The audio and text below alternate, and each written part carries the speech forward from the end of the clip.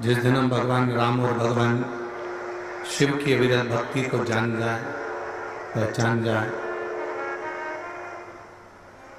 उस दिन हमें ज्ञात हो जाएगा कि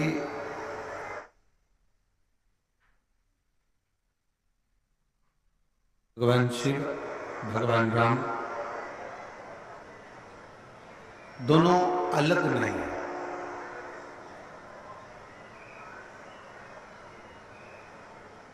दोनों में कोई विभिन्नता नहीं है, दोनों कोई अलग नहीं है। भगवान शंकर भगवान राम की आराधना करते हैं और भगवान राम भगवान शिव की आराधना करते हैं। दोनों एक दूसरे की आराधना में लीन है, दोनों एक दूसरे के सम्मान में लीन है।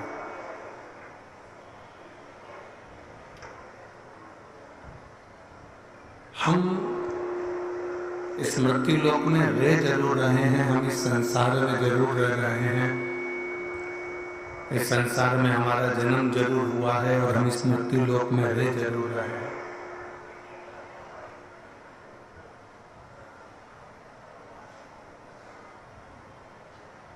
कल घर में हमारा जन्म हुआ, हम इंसान बनकर पैदा हुए। थोड़ा सावधानी रखकर इस कथा का स्मरण करेंगे। हम किसी के घर में इंसान बनकर पैदा तो हो जाते हैं, पर पैदा होने के बाद हमारे भीतर की इंसानियत कहाँ रह जाती है वो हमें समझ में नहीं आती है। इंसान बनने से ज्यादा जरूरी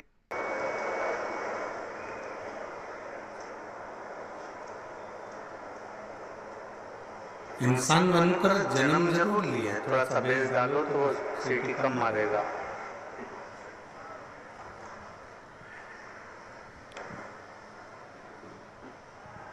इंसान बनकर जन्म लेना एक अलग क्रम है, पर वो इंसान के अंदर इंसानियत आना वो मूल है। सबसे ज्यादा जरूरी है हमारे भीतर की इंसानियत को प्रकट करना। भगवान राम भगवान शिव का भजन करते करते करते करते संपूर्ण 14 वर्ष तक वन में विचरण करते रहे, वन में भ्रमण करते रहे।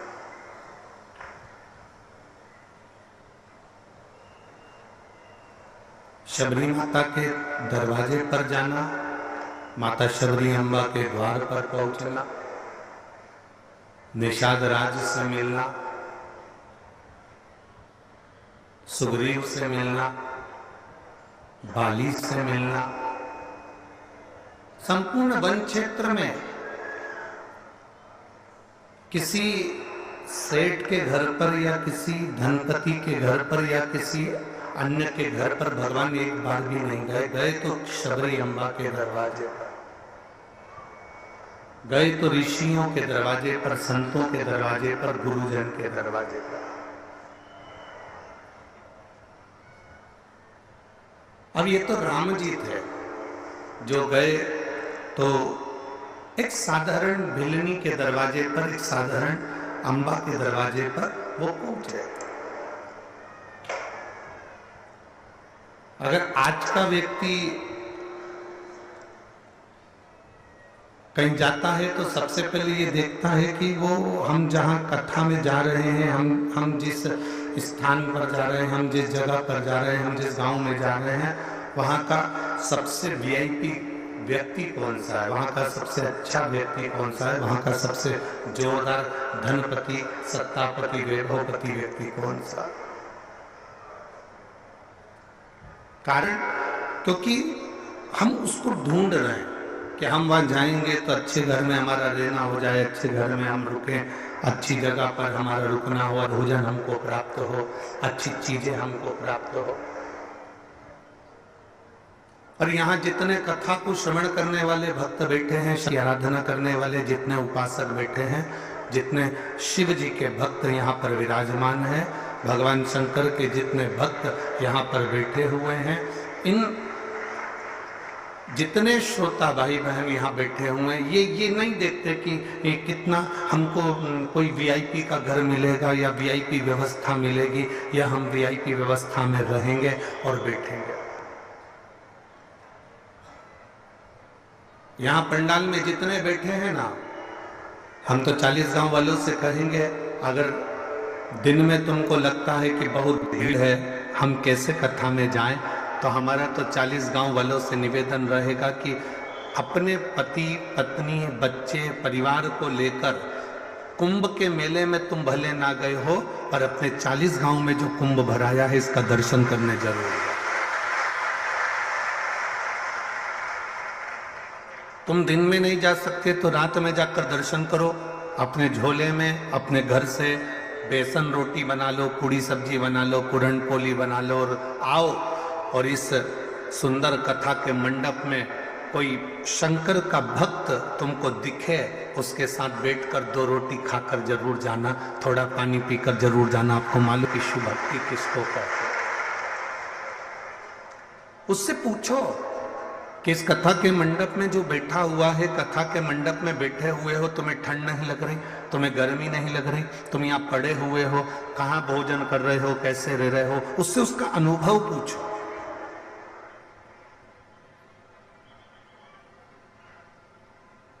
जैसे मेरे राम भ्रमण करते करते करते करते करते करते शबरी अम्बा के दरवाजे पर जाते हैं, मेरे राम भ्रमण करते करते निषाद राज के दरवाजे पर जाते हैं, मेरे राम भ्रमण करते करते सुग्रीव बाली के दरवाजे तक पहुंचते हैं, संत ऋषियों के दरवाजे तक पहुंचते हैं। शिव महापुराण की कथा कहती है, जो भगवान शंकर की कथा का रसस्वादन दिल से, आनंद से, भाव से श्रवण करता है, तो जैसे राम शबरी के दरवाजे पर जाते हैं, जब हम भगवान शंकर की अविरल भक्ति में डूब जाते हैं और भजन में डूब जाते हैं, तो एक दिन राम हमारे भी दरवाजे पर पहुंच ही जाते हैं। ये निश्चित है। और तेरी कृपा बिना न हिले एक भी अणु, लेते श्वास तेरी कृपा से तनु तनु। हे गंगाधार मुक्ति द्वार ओंकार तू, भोले ओंकार तू, आयो शरण तिहार शंभु तार तार तू। शिव कथा कर रही है, शंकर का संवाद कर रहा है। सबसे पहली राम कथा का गायन करा। जम के बोलो जरा, सब लोग बोलो। सबसे पहली राम कथा का गायन करा किसने? केवल एक देवाधिदेव महादेव ने। सबसे पहली रामचरितमानस की रचना किसने करी? बोलते जाओ जरा जल्दी जल्दी। सबसे पहली रामचरितमानस की रचना किसने करी? देवाधिदेव महादेव। रामायण की रचना करने वाले भी शिव हैं और राम कथा का वाचन करने वाले भी शिव हैं, कोई दूसरा नहीं है।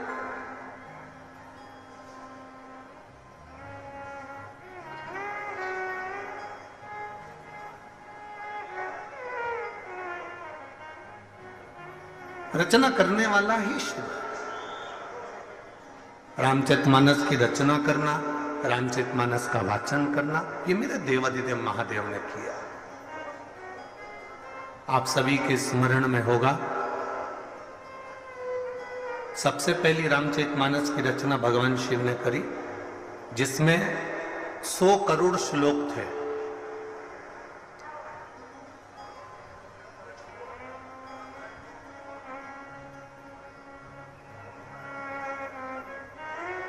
भगवान शंकर ने अपने हृदय में रख रखी थी। अमरनाथ की गुफा में, जब अमरनाथ की गुफा में माता पार्वती जी को लेकर पहुंचे अमरनाथा में जब माता पार्वती जी को लेकर भगवान शिव जाते हैं और वहां बैठकर भगवान राम की पवित्र कथा मेरे भोलेनाथ जी माता पार्वती को श्रवण कराते हैं।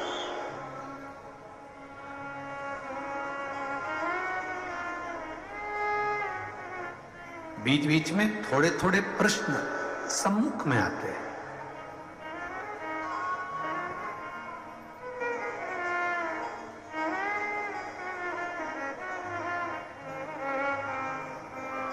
थोड़े थोड़े से प्रश्न सामने खड़े हो जाते हैं। स्वयं माता पार्वती जी ने शंकर भगवान से पूछ लिया था, बाबा आप जिस रामचरितमानस की रचना कर कर अपने हृदय में रखे हो और जो कथा आप मुझे श्रवण करा रहे हो, इसमें कितने श्लोक हैं? शिव जी ने कहा इसमें 100 करोड़ श्लोक है। 100 करोड़? हाँ। पार्वती जी ने सुना, समय निकला, कथा पूरी सुनी, कैलाश पर आकर बैठे, सब दूर चर्चा हो गई कि रामचरितमानस की रचना भोलेनाथ जी ने करी और उसमें 100 करोड़ श्लोक हैं जो शंकर भगवान ने अपने हृदय में रख रखे हैं।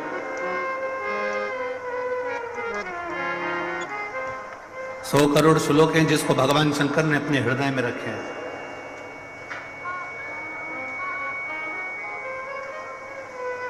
मनुष्य, देवता, राक्षस तीनों भगवान शिव जी के सामने आकर हाथ जोड़कर खड़े हो गए। तीनों सम्मुख में।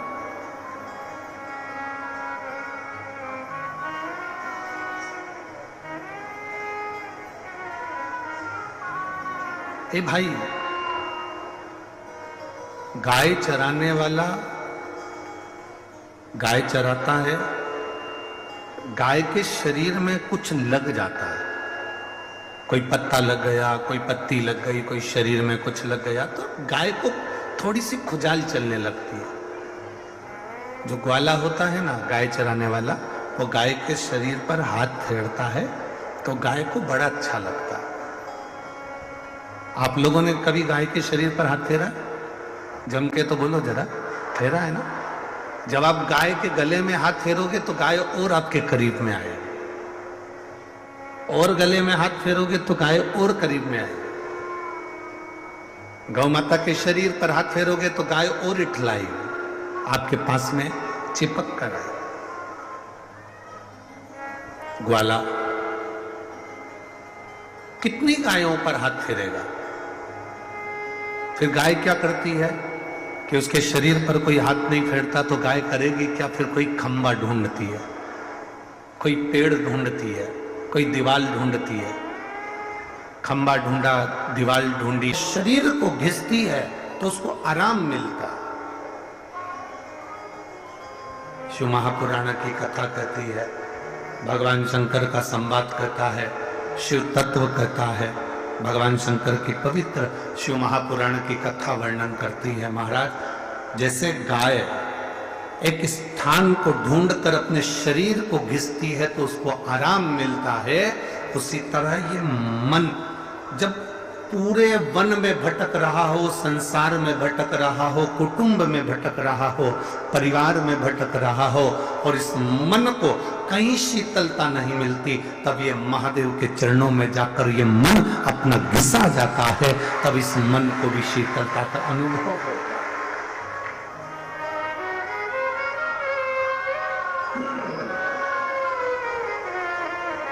तब इस मन को भी शीतलता का अनुभव होता है, इस मन को भी आनंद का अनुभव होता है, इस मन को भी श्रेष्ठता का अनुभव होता है, ये मन भी आनंदित होता है। हमारा एक निवेदन है, पूरे जितने श्रोता भाई बहन यहाँ कथा सुन रहे हैं और जितने टीवी पर सुन रहे हैं, जितने मोबाइल पर सुन रहे हैं, उन सब से अपनी आंखों में आंसू भरकर कभी महादेव के पास मत जाओ।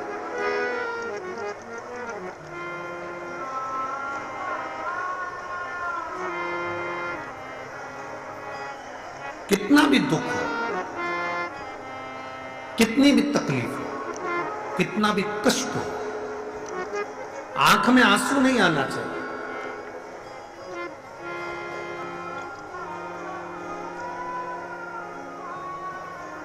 तुम्हें क्या लगता है कि मैं भगवान के पास जाकर रोऊंगी या मेरे आंख के आंसू भगवान देखेंगे? मेरे नैनों के आंसू अगर भगवान देखेंगे तो मेरी जल्दी सुन लेंगे, ऐसा होता है? अरे बोलो तो जम के। भगवान हमारे नेत्रों के अश्रु से तुम्हारी बात नहीं सुनते। भगवान का एक नियम है कि तुम कहीं पर भी बैठकर दिल से उसको पुकार लोगे ना, तुम्हें आंसू बहाने की जरूरत नहीं पड़ेगी, वो उसी समय प्रकट हो ही जाए, उसी समय।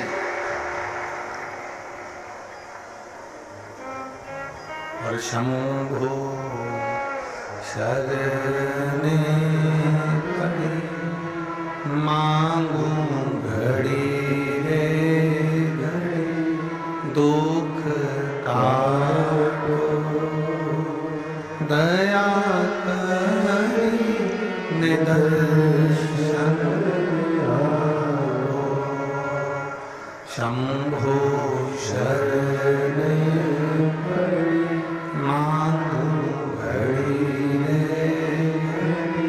दुख काटो करी निदर्शन। जरूरी नहीं कि आप